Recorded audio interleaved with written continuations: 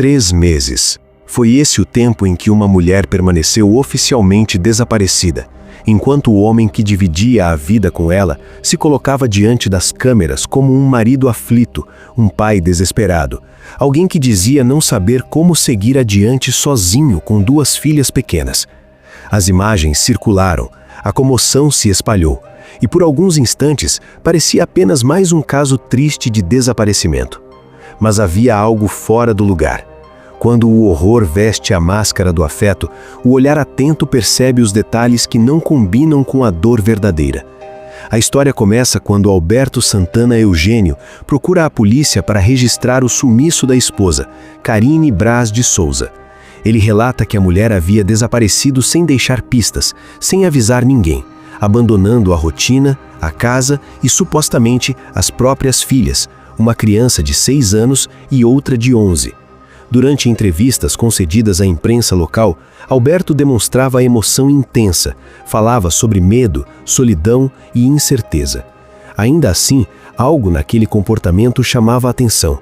O excesso de nervosismo, o suor constante, a maneira como as palavras pareciam ensaiadas demais para alguém tomado pelo choque.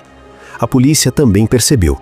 O que inicialmente foi tratado como um desaparecimento passou rapidamente a levantar suspeitas. O caso foi encaminhado para uma delegacia especializada, onde cada detalhe começou a ser observado com mais cuidado. Aos poucos, o que parecia um sumiço inexplicável passou a ganhar contornos mais sombrios. Aquela não era apenas uma mulher desaparecida. Era a história de Carine Braz de Souza, uma mãe que tentava recomeçar, e de um relacionamento marcado por controle, conflitos e medo. Muitas vezes, quando se fala em violência dentro de casa, surge a pergunta cruel: por que a vítima não saiu antes? No caso de Carine, ela tentou romper, tentou se afastar, tentou reconstruir a própria vida longe de um vínculo que já não existia. Mas havia alguém que não aceitava esse fim, alguém que confundia posse com amor e transformação com abandono. Quando a separação não é aceita, o perigo se instala de forma silenciosa. Era agosto de 2025, no bairro de Paciência, zona oeste do Rio de Janeiro, quando Carine desapareceu. Mãe dedicada de 2 meninas, ela havia mudado recentemente para uma pequena vila, buscando um novo começo.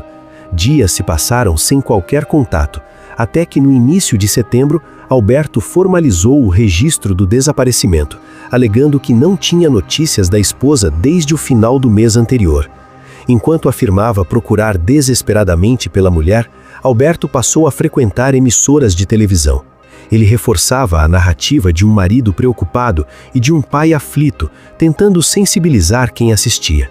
Porém, à medida que os investigadores avançavam, surgiam inconsistências. No depoimento prestado à polícia, versões se chocavam, horários não batiam e detalhes importantes mudavam conforme as perguntas se tornavam mais específicas. Os investigadores decidiram ouvir vizinhos e pessoas próximas. Foi então que o cenário começou a se desfazer.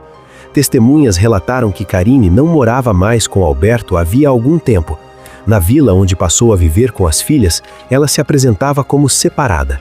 Quando Alberto aparecia no local, era identificado como ex-marido, alguém que ia até ali apenas para visitar as crianças. Não havia sinais de convivência conjugal, apenas a ligação inevitável de quem divide a responsabilidade pela criação de 2 meninas. Questionado sobre isso, Alberto negou qualquer separação. Alegou que a mudança havia sido temporária, motivada por reformas na antiga casa do casal, e afirmou que o relacionamento era bom. Essa versão, no entanto, não resistia aos relatos de amigos e familiares de Carine, que descreviam uma relação conturbada, marcada por discussões constantes e episódios de agressividade emocional. Entre todos os depoimentos colhidos, um em especial chamou a atenção dos investigadores. Um vizinho relatou ter visto Alberto retirar da casa de Carine uma grande lixeira, completamente lacrada, dias antes de registrar o desaparecimento. O objeto parecia excessivamente pesado e foi colocado dentro de um veículo com extremo esforço. Pouco depois, o mesmo vizinho afirmou ter visto Alberto retirar da residência eletrodomésticos e itens de maior valor, como se estivesse desmontando silenciosamente aquele lar. A investigação avançava e a esperança de encontrar Karine com vida diminuía a cada novo indício. O que antes era apenas uma suspeita começava a transformar-se em certeza. Havia algo muito errado naquela história. O homem que chorava diante das câmeras não contava tudo, e por trás da imagem de companheiro aflito escondia-se uma verdade que a polícia ainda estava prestes a revelar. Com o passar das semanas, as contradições no discurso de Alberto Santana Eugênio se tornaram impossíveis de ignorar. Cada novo depoimento colhido pela polícia desmontava um pouco mais a imagem do marido aflito que ele tentava sustentar publicamente. O comportamento excessivamente controlador, a necessidade de acompanhar cada movimento da família de Karine durante as buscas e a forma como se colocava sempre no centro da situação começaram a levantar um alerta silencioso entre os investigadores.